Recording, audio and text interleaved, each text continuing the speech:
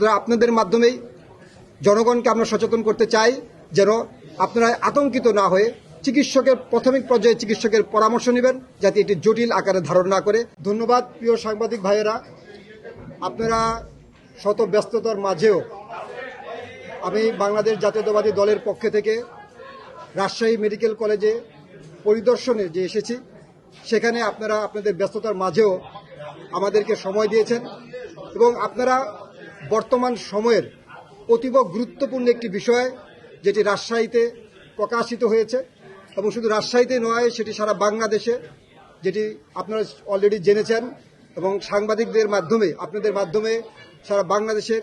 মানুষ জানতে পেরেছে যে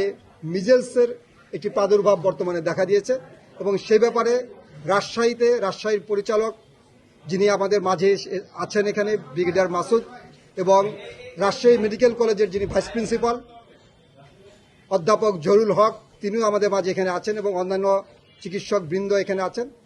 তাদের উপস্থিতিতেই তাদেরকে সহই আমি এই রাজশাহী মেডিকেল কলেজ পরিদর্শন করতে গিয়েছি। তবে আপনারা জানবেন যে এই যে মিজেলসের যে প্রাদুর্ভাব, সেটি কিন্তু বর্তমান যে সরকার, তারা বলেছেন প্রথম থেকেই যে তারা প্রিভেনশন ইজ বেটার দেন কিউর, তারা প্রিভেনশন করার জন্যই সবচেয়ে বেশি আগ্রহী এবং সেটা প্রথম থেকেই তাদের যে নির্বাচনী ম্যানিফেস্টো, সেখানেও তারা কিন্তু সে একই কথা বলেছেন যে কিভাবে প্রাথমিক পর্যায়ে একটি রোগকে নির্মূল করা যায় এবং কিভাবে সেটিকে ব্যবস্থা নেওয়া যায় তার বিরুদ্ধে, সেই ব্যাপারে কিন্তু তারা যথেষ্ট সচেতন। এবং আপনারা জানেন যে এই মিজেলসের যে প্রাদুর্ভাব যেটি হয়েছে, এটি কিন্তু প্রথম হয়েছে এই বছরে, যেটি অনেক দিন যাবৎ এটি আমাদের ডায়াগনোসিস ছিল না এবং আমরা অনেকটাই বলতে পারতাম যে সেটি ইরাডিকেশনও হয়েছিল এবং সেটি কিন্তু আপনারা জানেন যে রোহিঙ্গা ক্যাম্পে গত এই বছরের জানুয়ারির 4 তারিখে সেটি কিন্তু প্রথম ধরা পড়ে এবং তারপর থেকেই ওই সময়কার তৎকালীন সরকার তারা সচেতন ছিলেন যে কিভাবে এটিকে পরবর্তীতে যেন না ছড়িয়ে পড়ে সেই ব্যাপারে ব্যবস্থা নেওয়ার জন্য। কিন্তু অত্যন্ত দুঃখের বিষয় যে মিজেলসের যে ভ্যাকসিন, সেই ভ্যাকসিন ক্রয়ের যে জটিলতা তখনকার ইন্টেরিয়াম গভর্নমেন্টের সময় হয়েছিল, সেই কারণেই কিন্তু এখন অনেকেই সন্দেহ করছেন এবং আপনাদের পত্রপত্রিকার মাধ্যমে কিংবা সাংবাদিকদের মাধ্যমে জানতে পারা যায় যে সেই সমস্যার কারণেই আজকে হয়তোবা এই মিজেলসের প্রাদুর্ভাবটি দেখা দিয়েছে। এবং আপনারা জানেন যে 2024 সাল পর্যন্ত যে গাভীর মাধ্যমে এদেশের গভর্নমেন্ট সবসময় সেটি পেয়ে এসেছিল এবং তারপর থেকে অন্য একটি প্রতিষ্ঠানের মাধ্যমে কিন্তু সেই ভ্যাকসিনেশনকে ক্রয় করার জন্য কিন্তু বলা হয়েছিল। তাই এই ভ্যাকসিনেশনের যে সমস্যাটি, সেই সমস্যা শুধু সেখানেই নয় এবং আমরা এটিও জানতে পেরেছি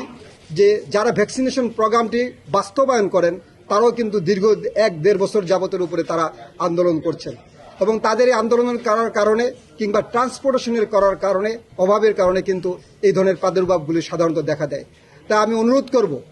যারা এই ধরনের ভ্যাকসিনেশন প্রোগ্রামগুলোকে সাকসেস করেন,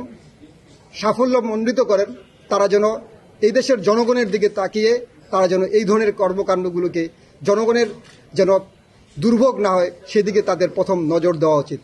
এবং সরকারের অবশ্যই নজর দেওয়া উচিত যে ভ্যাকসিনেশন প্রোগ্রামটাকে কিভাবে সফল করা যায়, কিভাবে দ্রুত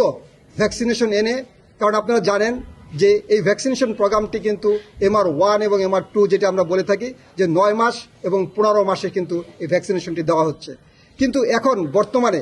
যেটি দেখা গিয়েছে যে 4 মাসের বাচ্চাও কিন্তু এই মিজেলসে আক্রান্ত হচ্ছে এবং যেই কারণে এটিকে গবেষণা করার প্রয়োজন আছে এবং অতীব দ্রুত এটি গবেষণা করে কেন এটি 9 মাসের আগেই প্রাদুর্ভাব হচ্ছে সেই ব্যাপারে আমাদের যারা গবেষক আছেন তারা সেই ব্যাপারে সুনির্দিষ্ট নজর দিবেন। তাহলেই সম্ভব এদেশের যে মিজেলসের যে প্রাদুর্ভাবটি দেখা দিচ্ছে, তাহলে সেটিকে প্রাথমিক পর্যায়ে সেটিকে নির্মূল করা সম্ভব হবে। এবং আমি ধন্যবাদ জ্ঞাপন করতে চাই যে রাজশাহী মেডিকেল কলেজে আমি যে ভিজিট এসেছি, সেখানে দেখতে পেলাম তাদের যে স্বল্প পরিসরে তাদের সীমিত সাহায্যের মাধ্যমে তারা কিন্তু রোগীর পাশে এসে দাঁড়িয়েছেন এবং ডাক্তাররা দিন রাত পরিশ্রম করে তাদের যে ডিউটি, তাদের যে অতিরিক্ত ডিউটি তাদেরকে পালন করতে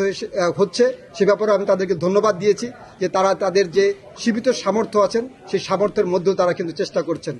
এবং আপনি এটিও জানবেন যে এখানে যে পেডিয়াট্রিক যে আইসিইউ আছে, সেই আইসিইউ আমি দেখতে গিয়েছিলাম এবং পেডিয়াট্রিক আইসিইউতে তারা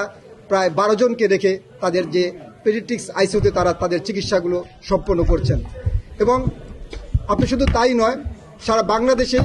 যে ইনশাআল্লাহ অন্যান্য যে এটা নিয়ে আতঙ্কিত হওয়ার কিছু নেই। আমি আপনাদের মাধ্যমে জনগণকে জানাতে চাই যে এটা নিয়ে আতঙ্কিত হওয়ার কিছু নেই। আপনারা অবশ্যই সাবধানতা অবলম্বন করতে হবে, কারণ আপনার স্বল্প পরিসরে যে বেড সীমিত সংখ্যা থাকে সেখান থেকে যেন আরেকজনও না হয়, কারণ একজন থেকে প্রায় 10 থেকে 15 জনের ছড়িয়ে পড়ে। তাই সেটি যেন না হয় সেই ব্যাপারে আমাদের সকলের সাবধানতা অবলম্বন করতে হবে এবং চিকিৎসকদেরকে এই ব্যাপারে তাদেরকে কাউন্সেলিং করার ব্যবস্থা করতে হবে, তাহলেই কিন্তু এটি সম্ভব। যেমন আপনারা পাশে ছিলেন